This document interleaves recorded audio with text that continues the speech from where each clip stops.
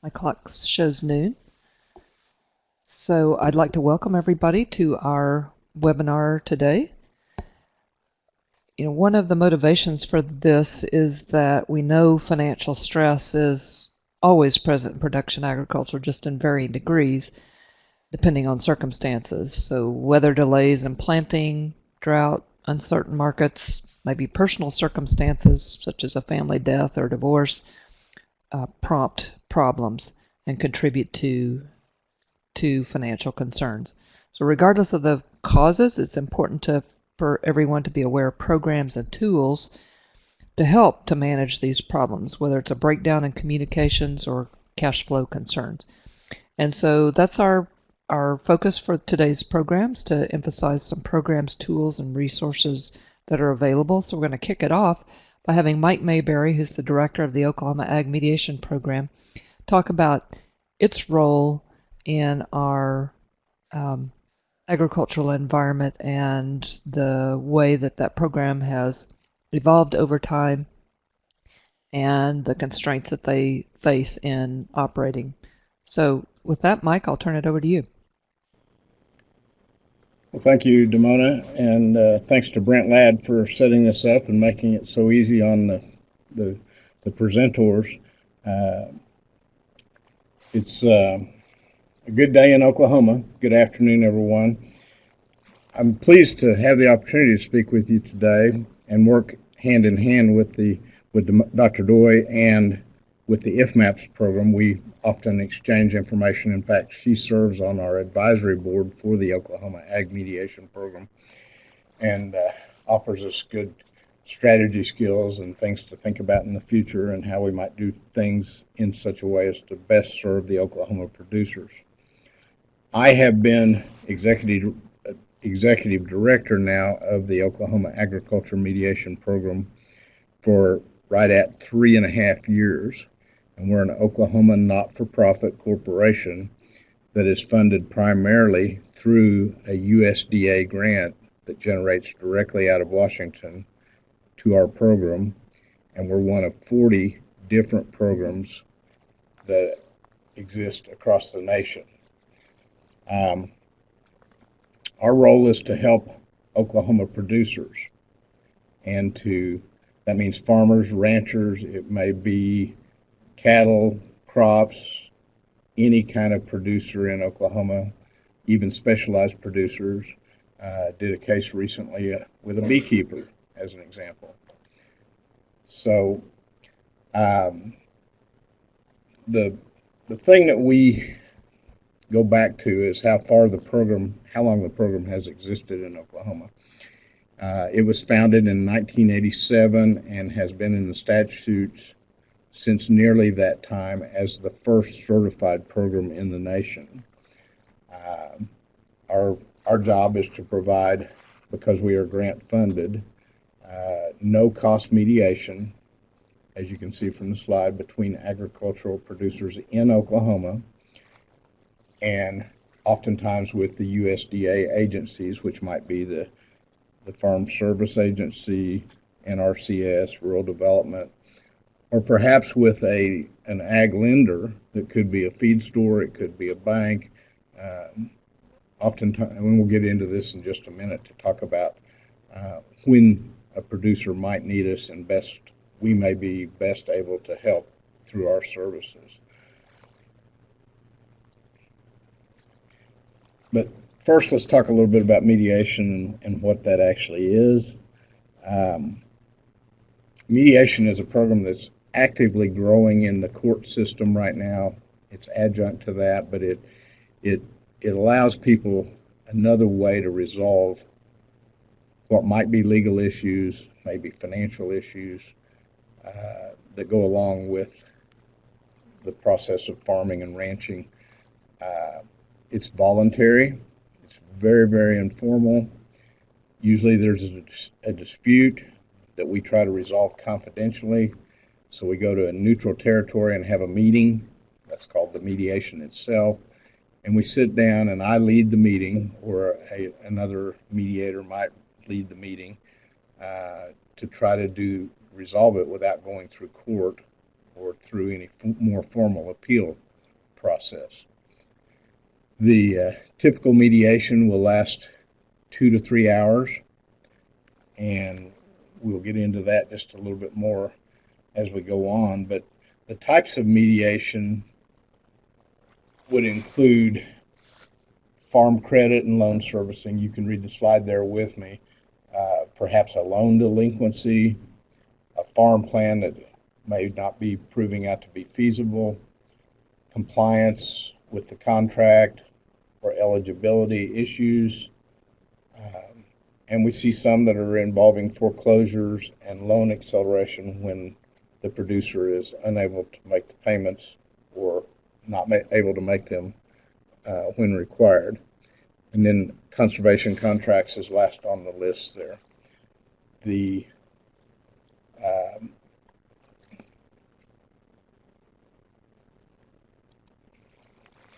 examples of a rural development kind of case would be it may be a loan, it may be a home loan.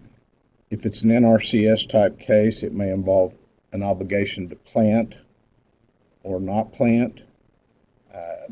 Several of the mediations that I've done in recent times have involved someone that promised to plant a crop to hold the soil, and then for whatever reason they didn't do so. It might have been too wet, it might have been too dry, it may have been a mistake, or it may have just been a misunderstanding. FSA type mediations usually involve money or not being accepted into the program because there's a letter that generates that goes out to when you get your determination letter from any of these agencies. That's what they call it, is the letter that you get. And on the back of all those letters is a list of choices that you can pursue if you disagree with the decision that's been made. Listed there as a first choice is you can choose to accept the decision, or you can also choose to ask for mediation and go into this neutral meeting and discuss what decision-making process was involved and try to get to a different answer. And then finally, there may be discussions of being indebted and not making payments on time, or something has caused that, whether it be sickness in the family or with the producer.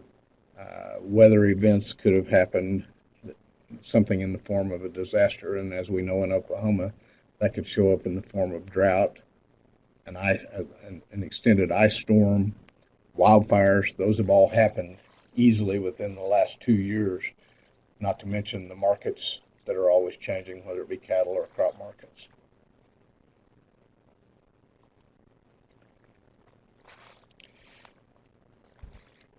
Ag mediation lets us have this meeting, and I don't want anyone to be confused.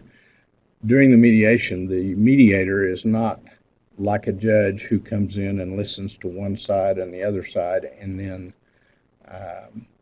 makes a decision that everybody has to live with. The mediator draws out what the real problem is. That means that he'll ask one party or the other to speak first, and everybody's required to speak nicely and kindly to each other. Rarely do emotions rise in a mediation, but it can happen. But most times it's a safe place to discuss the problem and just work toward a solution that may be better than the one that was underway when the parties arrived in the room. So as a mediator, when I'm mediating, I usually let the USDA agency speak first and summarize quickly what the problem is, and then I'll ask some questions, and then I'll go over to the producer and ask the producer, what do you think brings us here today? And they'll tell it from their perspective. I see many, many times that there's either been a misunderstanding of information or there's been events that were beyond the control of the producer that led them there.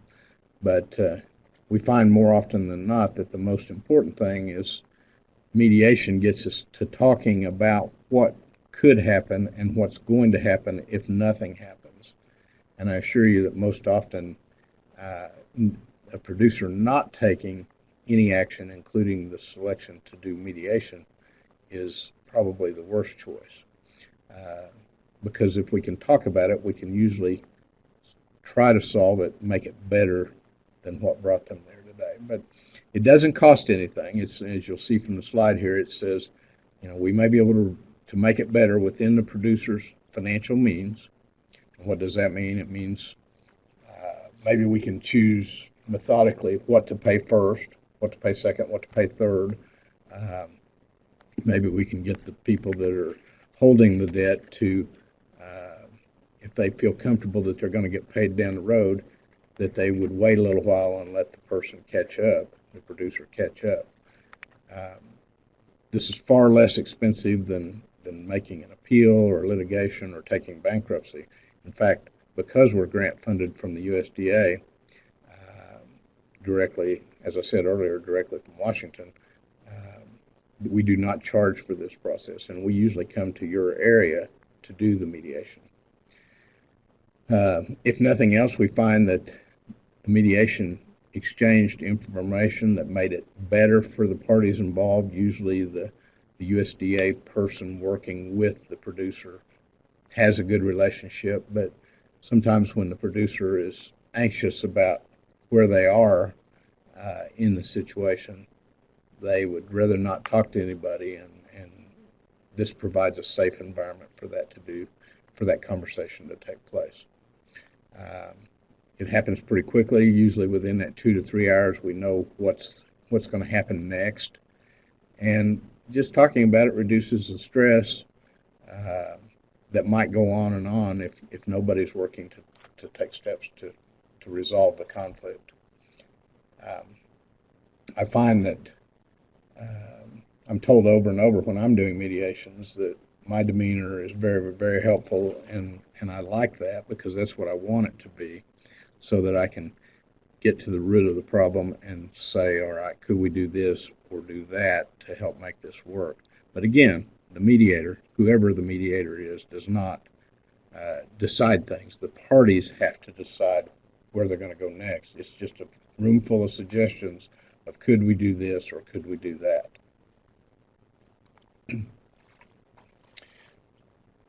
So you might say, well, okay, I'm in debt, or I failed to make my payments, or I know I'm not going to be able to make my payments. What should I do? Well, you can always contact. Usually you have to wait until you've received some kind of notice from the USDA agency, but on that letter or through this program, you would know about our office and you can ask for mediation. We'll take it then and contact all the parties, schedule a mediation, assign a mediator, and then we'll get the meeting set up, the mediation meeting set up at a place typically close to you, the producer and the lender, so it's convenient to everybody. And then I've already covered the part about the mediator being neutral and not making decisions. If an agreement or a modification of the existing situation is reached, we'll write that down into a settlement agreement, and then have both parties sign it, and that'll be the next steps that'll be taken by the parties, because they then usually leave the mediation knowing what they're going to do next.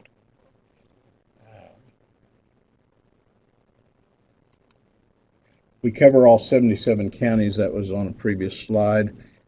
You don't have to actually live in Oklahoma to use the service, but you do need to have your affected farming or ranching operation be located in Oklahoma. So if you were to call me from Kansas and ask, could we do a mediation about my Kansas operation, the answer is no. But if you lived in Kansas and you had an Oklahoma operation, indeed you could call the mediation office and ask for Oklahoma to help you with that. Kansas also has a mediation office, so it's one of the 40 as we are. So we've talked about cost. It's no cost. And let me assure the listeners today that just because the grants come from USDA does not mean that the mediator has any obligation to side with USDA or whoever asked for the mediation. Mediators ethically are bound to be neutral and not take sides on either side or form an opinion about who ought to win and who ought to lose. The grant monies come in when we report to DC how many cases we did in a year or what types of cases we did. We do not include any names or any information that would identify the person that asked for and requested the mediation. All we do is report numbers back to them, and we did this many mediations, and this is generally the part of the state that we did them in and the type of mediation it was. So we've talked about trying to do them locally to the producer and the lender or the USDA office. And that 96% of the ones we do are localized to that area, and we'll hit the road and go to the place where the mediation is closer to the parties. Do you need to bring a lawyer or an accountant or anybody else to the mediation? The answer is yes and no. The answer is yes if the accountant can help answer questions that the party might not be able to answer. The lawyer may have some, if there's a lawyer involved, may have something to bring to the table that would be a legal issue that needs consideration. But no, you're not required to bring either. The only thing we ask is that the parties in the room have the authority to make a decision and settle the matter, and they need to come with that or bring the right person to the room that does have that authority. Same way with documents and paperwork. I always encourage people to bring what they need to tell their story. The mediator does not interpret the documents, but they'll listen, and if there's a document that shows what the producer is trying to say, I encourage them to bring it so that they can show it to the other party across the table and say, this is what I received, or this is when I received it, so that may have bearing on it. How long does the mediation take? The actual event is 2 to 3 hours, as I said. We try to have, through our office, we try to do the actual mediation within 30 days of when we're first notified of it. Mediation, on a technical basis, stops the clock ticking on behalf of the producer that's asked for mediation, but they have to ask for the mediation within 30 days of receiving their determination or denial letter. If you don't request the mediation within that first 30 days of when you receive the letter, then you lose the opportunity to demand or request mediation because it does have a 30-day limitation on it. It always saddens me when somebody calls in on the 40th or the 50th day and says, I'd like to mediate, because when that happens, it makes it where the other party, whoever it might be, is not obligated to. But if they ask within the 30 days, if it's a USDA agency, they will almost always say, yes, we will mediate that. But if it's on the 40th or the 50th day, they typically say, no, we cannot do that because the time period to request mediation has lapsed. So I hate to use that expression that's on the slide now that says we are here to help, but that's really what we do. We have people call in here that are sometimes desperate and say, I need help and I need it now. We have ways that we can help people that are beyond just the actual mediation. We can refer to entities that may be able to help them if they're in crisis mode. But in the mediation itself, it's always confidential and it's non-adversarial, and it's really quite painless. So I encourage people to try that. We've already talked about the benefits of mediation over litigation and bankruptcy and foreclosure. I can't tell you the number of times in mediations where I myself have been able to discuss alternatives to foreclosure and stopping that process from occurring.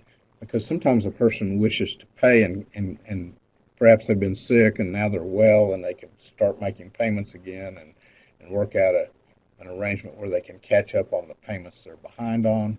That's always so satisfying to everyone at the table because they really didn't want to miss the payments to start with, but circumstances led them to do so, and now they're ready to get back on their feet, and they just need to stop the foreclosure and proceed with making the payments and getting caught back up, and maybe even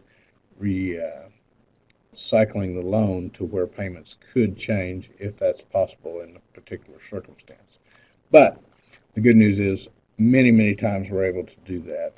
And it doesn't matter, that last bullet point, it doesn't matter if you're a very, very small farm operation or rancher operation or if you're the biggest one in the state of Oklahoma. We're going to give you the same level of service and we're going to take care of you to the best of our ability.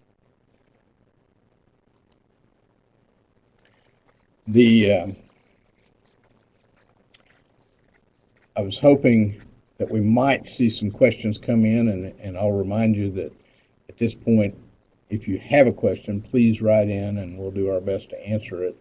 Or if you think of something, I'm going to stay on the program while Dr. Doy is talking, and so if it comes to you as she's presenting, if it's her question, I'm certainly going to send it her way, but if you have one about mediation that comes up during that time, I'll still be on here as well. I think we've talked about what we do, and I hope I've done a good job of explaining how we do it, why we do it, and what it would take for you to try mediation if you need it. You'll see us out at the different farm shows around town and around the state. We'll be up at KNID and Enid in January. We just put that on the calendar this morning. We're going to be at the Farm Bureau meeting, but we go to most of the major farm and ranch shows around the state. When we're there, we honestly don't expect people to come up.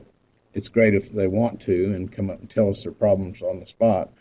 But most often our goal is to spread the information about our program so that we can make sure that you, the listeners, and anybody you know could find us if you needed us. Our 800 number's there, our website, our emails are there on the current slide, along with our other regular phone numbers. But the thing that we most often say is you may not need us now, and you may never need us, but it may be your neighbor down the road that you sense is in trouble and they're getting a little more desperate on finding a solution for something. If that happens, please refer your neighbors to us and make sure they know about us as well. Our goal is simply to be available when needed, and we'll spring into action and do all we can to make the situation better. It may be several years down the road, things change, the next drought, the next market bust, or something changes.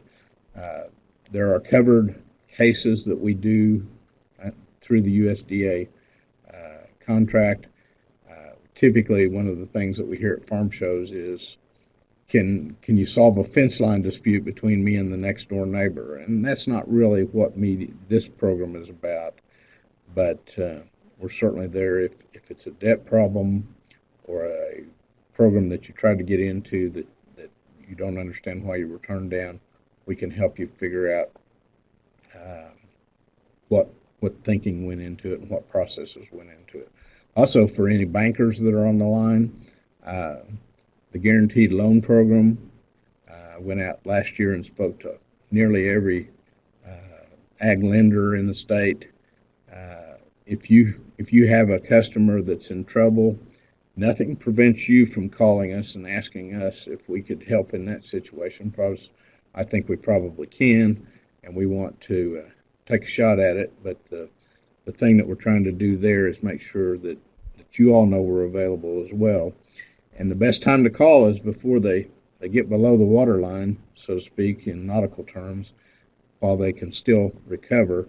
And if nothing would prevent us from voluntarily asking everybody to come to the table and talk about options. So with that, I'm going to pause for a minute. I don't see any questions that have come in, but we do have our website, I guess, is down here in the chat line. On the web, we are www.ok.gov/mediation, and that gets you to our website.